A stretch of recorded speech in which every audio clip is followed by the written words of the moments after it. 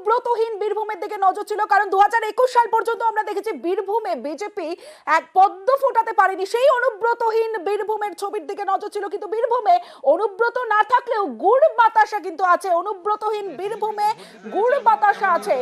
বীরভূমে অনুব্রত নেই, কিন্তু বীরভূমে আছে গুড় বাতাসা। অনুব্রতহীন বীরভূমে গুড় বাতাসা।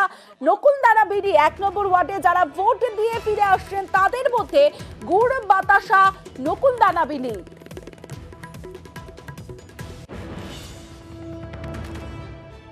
আমরা সকলেই অনুব্রত মণ্ডল মহাশয়ের শিষ্য। তার চলার পথকে অনুসরণ করে অনেকে চলি। সর্বতই কার করে মনে হয়েছে যে এখন প্রবল রৌদ্রের দাবদাহ, মানুষ প্রত্যন্ত গ্রাম থেকে আসছে, একটা বুথ থেকে একটা বুথের ডিস্টেন্স অনেক, ভোট দিতে আসছে, গুড় বাতাস দেওয়া প্রয়োজন দিচ্ছে, জল খাওয়াতেই পারে মানুষকে। এটা অসুবিধা বা দৃষ্টিকটু লাগার কোনো কারণ আছে বলে আমি মনে করি না। অনুব্রতহীন বীরভূমে গুড় বাতাসা আছে, অনুব্রত নেই, কিন্তু অনুব্রত ধাঁচুই আবার কন্ট্রোল রুমে কাজল শেখ। কাজল শেখ তিনি কন্ট্রোল রুমে বসেই পুরো ভোট পরিচালনা করছেন।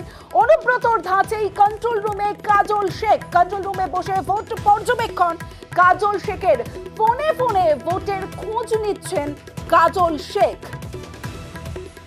আমাদের প্রত্যেকটি বুথে কোনো অশান্তি হচ্ছে কিনা, কোনো বিশৃঙ্খলা হচ্ছে কিনা, কোনো ইভিএম মেশিনে গন্ডগোল করছে কিনা, এইগুলো লক্ষ্য রাখার জন্যই কন্ট্রোল। সৈনিক হিসাবে আমার কাজ হচ্ছে সারা বীরভূম জেলার প্রত্যেকটি প্রান্তে আমাদের যারা সহযোদ্ধা সহকর্মী আছে তাদের কোনো ক্ষেত্রে কোনো স্থানে কোনো বাধা বিঘ্নিত হয় সেটাকে পরিষেবা দেওয়াটাই হচ্ছে আমাদের কাজ, এবং কেউ যেন কোনো বাধা বিপত্তির সম্মুখীন না হয় সেগুলো লক্ষ্য রাখাটাই হচ্ছে আমাদের কাজ।